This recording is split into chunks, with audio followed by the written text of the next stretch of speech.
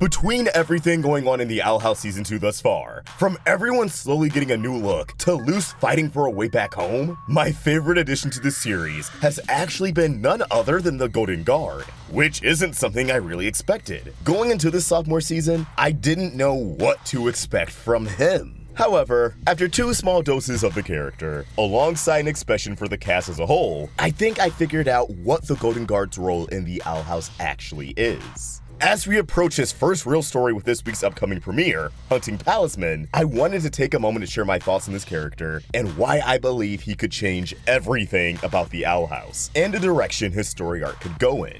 And as always, if you want to stay in the loop of all things Owl House, please be sure to drop a like and subscribe to the Roundtable. I know asking for engagement at the beginning of a video can be kind of annoying, so if you just want to hold out to the end, that's fine too. With all that said, let's dive in.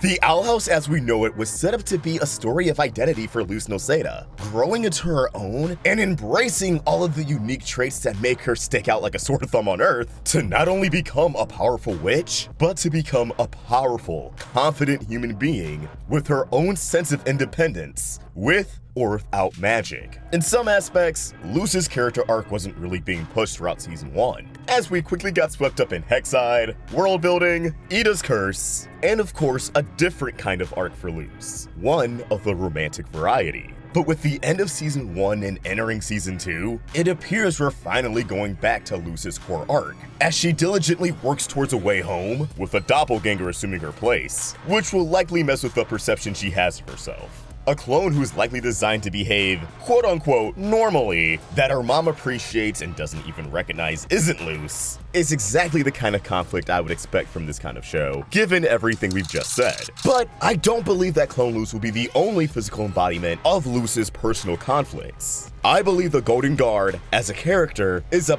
parallel to Luz, and thus will be someone else that throws a major wrench in her plans. First off, let's look at the main crew of the Emperor's Coven. We have Emperor Belos, an old sorcerer who can perform any type of magic, but seems to be privy to unorthodox methods, who wants to control all magic. Then we have Kikimora, a demon who's one of Belos' top subordinates, with power and a history we have yet to explore, reduced to the physical state of what looks like a child. And then, finally, we have the Golden Guard, a quirky teen prodigy who casts his spells through an alternative form of magic, doesn't question anything Belos has to say, and as far as we know, may be loyal to a fault. I'm sure you've already pieced it together, but Belos, Kikimora, and the Golden Guard are parallels to Ida, King, and Luz. Ida's an old witch who can cast any type of magic, but champions freedom and independence, the exact opposite of Belos. I think more knowledge is required to understand more of Kikimora and thus fully relate and invert her to King, but 2 powerful demons who are munchkins, I think that's an easy enough dot to connect. And Luz shares many similarities with the Golden Guard, with one key difference. Because Ida does come from a platform of independence, creativity, and freedom, she encourages Luz to be her own person and her own witch.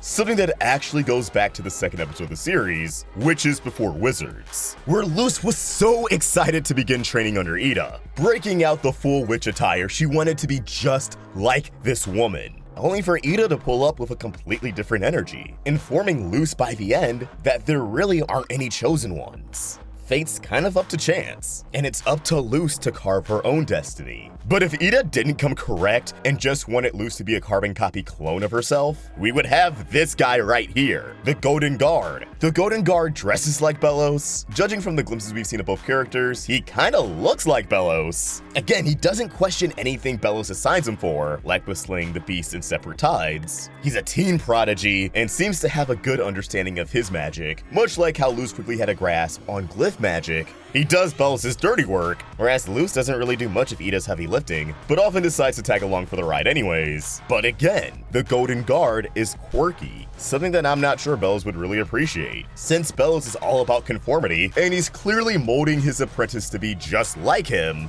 then instances like that little moment he had with King in Separate Tides aren't gonna cut it. You're actually weirdly endearing. But again, that little moment reminded me of Luz. In particular, her reaction to first meeting King. The Golden Guard might be as infatuated with the world around him as Luz is. Deep down, he might be as carefree, curious, and well, as weird as Luz. So with that in mind, I have a pretty clear idea of his arc going forward. With all this laid out on the table, I'm sure a redemption arc is the end goal here. And considering we only have 3 specials left after this season, I feel as if achieving that redemption arc will be one of the final plot points in the series. Until then, it's just a matter of building up to it. I'm expecting a decent amount of headway from hunting Palisman. We've seen from promos that Luz was still a staff at some point, and just by going off the synopsis, we know the two may end up working together during their respective missions. So while I'm hoping we're gonna learn more about his staff and what exactly this kind of magic is, I'm assuming by the end, the Golden Guard and Luz will kind of be in a weird position. They certainly won't be friends, but I'm not sure if he's gonna be hostile to her either. The two are probably going to have some moments of budding friendship, but because they're on opposite teams, it won't go beyond witty banter. But as we progress closer to the Day of Unity, I think the Golden Guard is going to have more time to think about what he's really doing. What does he want to do with his life? And is it really serving Belos? If he really is a curious mind, becoming the Golden Guard probably made perfect sense in the moment, but now he just might feel unfulfilled, unhappy. And of course, questioning if he's doing the right thing. Through the Golden Guard, I think we can learn a lot more about Emperor Belos. Any other pieces of his origin story? Again, how the hell does his magic operate? What is his connection with the Titan? What are his weaknesses? And yeah, at some point, I'm sure the Golden Guard could double-cross Luz. Maybe she tries to recruit him for the rebellion, only for him to turn the tables on everyone. But again, by the time the final special of Season 3 airs in however long from now, we'll see him finally step up to Belos, claim his independence, and maybe even get a happy ending. But obviously, it's far too early to tell.